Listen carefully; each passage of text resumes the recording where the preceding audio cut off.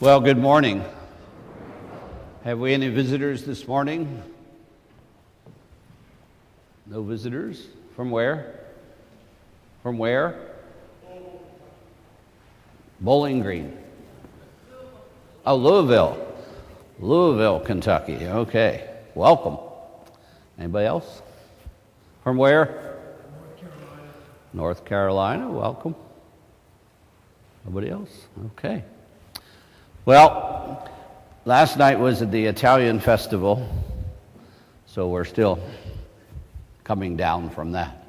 But we welcome you all here this morning. Today in the Gospel of St. Luke, we see this very fascinating story about how the Pharisee Simon invited Jesus to dinner. Now, in order to understand this story, we have to kind of paint the picture of what was going on here. More than likely, this supper was happening outside, outdoors. They live in a desert climate, it's not a big deal. And it was probably out on a stone veranda or something of that sort. And the gospel is very clear that Jesus went and he reclined at table. The custom was to kind of be on a low couch that was even with the table. So when you ate, you were kind of like this. And that's how this woman who came and washed his feet was able to have access to his feet. Sometimes people had visions of this woman crawling under the table through the tablecloths, but that's not the way it was done then. So his feet were extended outward, so she had great access, and she more than likely just came right off the street to where they were. Because other people say, well, why didn't they throw her out? You know, how did she get through the front door? Well, she didn't have to. She probably just came right through the wall and stepped right into the garden, and there she was. At any rate, we have to look at this very curious scene because it was a teaching moment. Jesus saw it as a teaching moment. We would see it in all kinds of other ways, you know. Throw her out of here, don't touch my foot, you know, get out, you know. But Jesus allowed it to unfold. He allowed it to go on.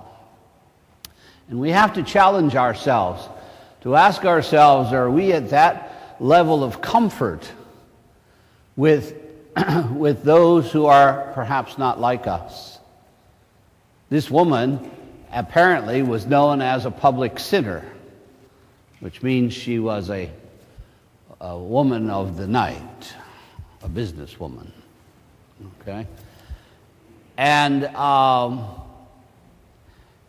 so for her to, first of all, come to the Pharisee's house at all, the Pharisee was a big, religious leader, and then for her to approach Jesus and for Jesus to be nonplussed by the whole thing just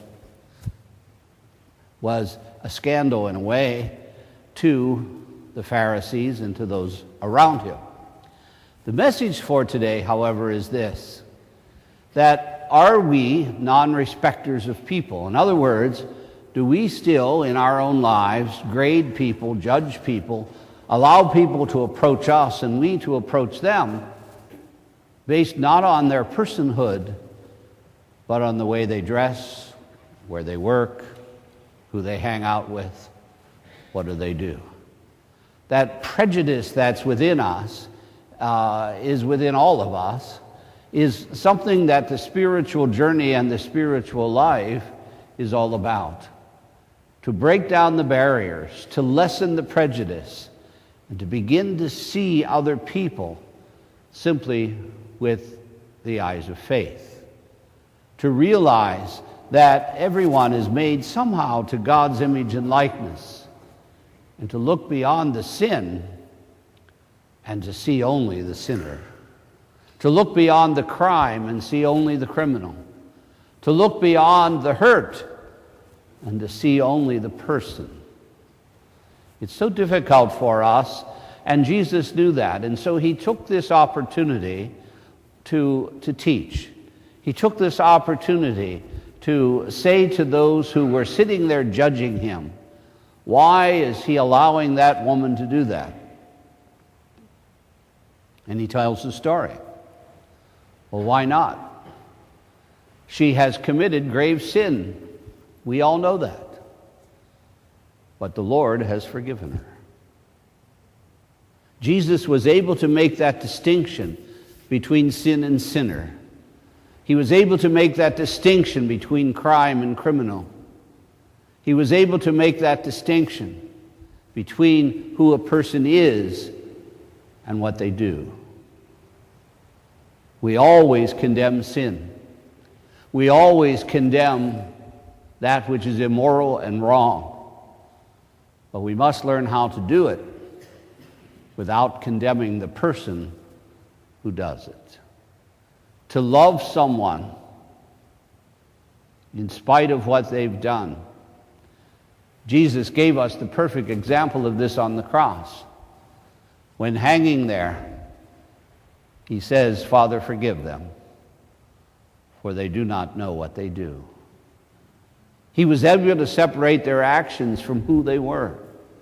Because we get our human dignity not from what we are or what we are not.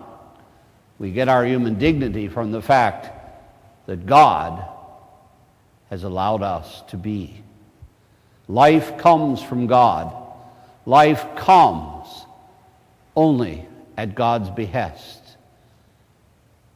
And so we are here because God said so. We're here because God loves us into existence. And no matter what life a person might live, no matter what actions they may perform, no matter how unsavory they might be,